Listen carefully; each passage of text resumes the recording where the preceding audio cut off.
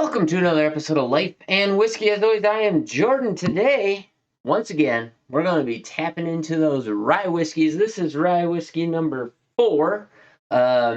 These are the other 3. If you're watching these in order, we did the Woodinville, the New Riff, and the High West.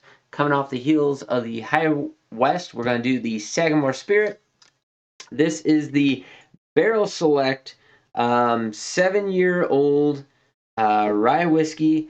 This is a store pick, I believe. What is that interesting thing? Sagamore Spirit Cask Strength Barrel Select. Let's see, it has a date of 9/18/2022 on it. So Barrel Select, here we go. Ringing in, this is barrel 133.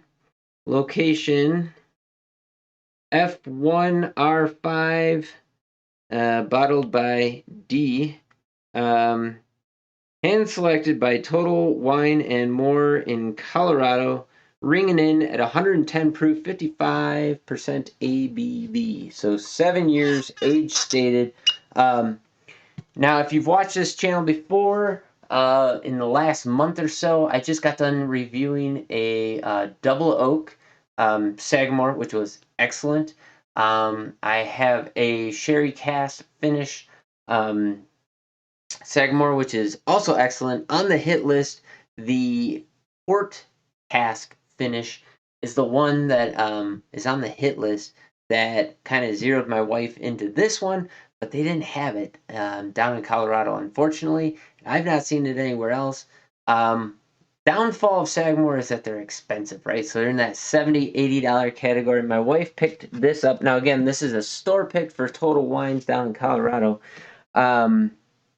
which store picks, tend to be pretty good. $73.99, so $74. It's expensive. This Barrel Select, they had a Barrel Select that was it Barrel Select or was it Cask Strength? Well, hold on. Stick with me. My wife sent me a text message that had a picture of this. Let me see if I can find it quick. Because it had both of them. There we go. So there was a store pick for, $73.99. And then they had just a cask strength for $59.99. So $60 for a cask strength. Now here's just their standard rye for $40. But so they had a cask strength for $60 for $14 more. Got the store pick. So when you can, if it's not an unreasonable price, definitely go with the store pick when you can, because at least at that point somebody had a hand in, there was a tasting, and typically they come with like 3-4 barrels and they're like, here, try this, and somebody, the store owner or whoever, gets a little bit of a say in what it is going to be, and you tend to get a little bit better barrels when that happens. Not always. I've had store picks that I feel like, and this does happen, where stores are just like, I don't care, just give us a barrel, and then they put their logo or their name on it, and then that's kind of how it goes.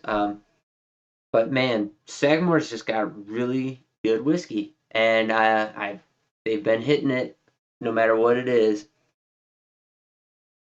Okay, so a little bit of ethanol in there, a dark, rich cherry note in there, and again, we are coming into bourbon nosing notes on this. That's what, like, cherry blossom, a little bit of sweetness in there, candy sweetness. I get a little bit of caramel, a little vanilla, just slight hints of it.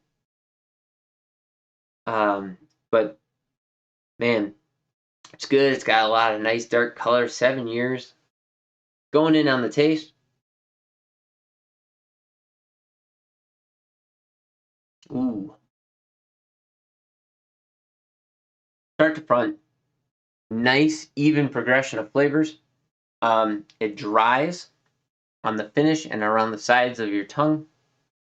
It is a sweet, not a sugary, heavy sweetness, but a nice, light, let you know that it's there, sweet graham cracker, vanilla caramel, pushes into an oak. You get a nice rye spice on the back end, mixed with that ethanol. That proof at 110 kind of comes into play there. But there's a depth in there for sure of other flavors, kind of in that middle ground that is absolutely excellent. That graham cracker and sweetness up front, it's very, again, I've said that about everything except for this High West today, but this New Riff and the Woodinville both have that same characteristic where it's just bourbon-esque in the forward to middle part of that flavor profile. Nose hasn't changed much. I still get that cherry, that sweetness right there. Going in on a second sip.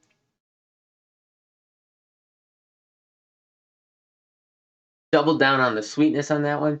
This time we get a little bit of that fruit cherry in the mid palate before you finish out with that really nice rye spice. A little bit of grainy rye grain in there, a little bit of barrel impact, a little bit of char. And then it finishes out with a nice dry. That time I got a little bit of greenness on the back end, which is interesting. That was just a flash of flavor, though. That was not a major flavor component at all. That was kind of interesting, though. But also with that greenness, it tamed down the. It was kind of pushing into proof, rye spice, and a little bit of tannin, and that all quickly got tamed down and came back into a sweetness in there. Kind of a honey sweetness. It was really, really good, actually. It was unexpected. Gonna go in again. The nose just keeps getting sweeter though.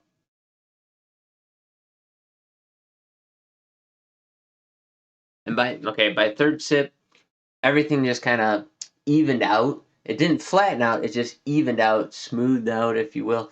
Where those flavors just kind of push into each other all at the same volume. There's no spike, there's no bite, there's no anything off putting. It's just sweet, moving into that cherry, into the rye, um, into a really nice barrel impact on the finish. Like that just keeps going. There's like a switch, a sweet, rich caramel mixed with a little bit of barrel char and oak that just keeps going. And then every now and again, you get a little waft across your tongue of rye grain spice. It's absolutely excellent. I'm loving this Sagamore.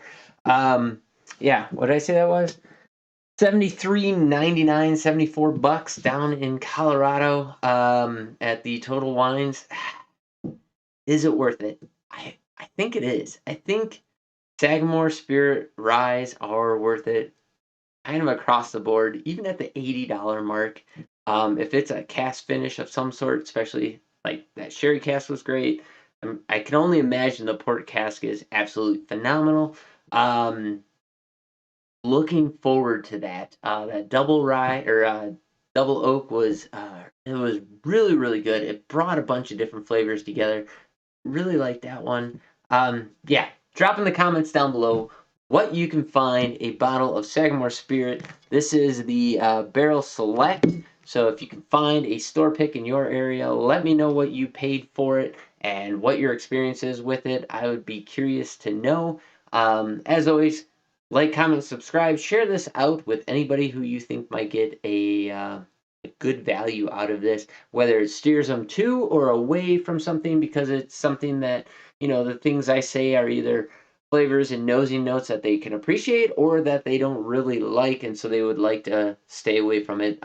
What I'm trying to do, as always, is help you spend your money more wisely so that you get the maximum value for your dollar. That value is the intersection of quality and price, where you're getting a product that you like at a price that you are happy you paid for it. So if that is you or somebody go ahead and share this out with them.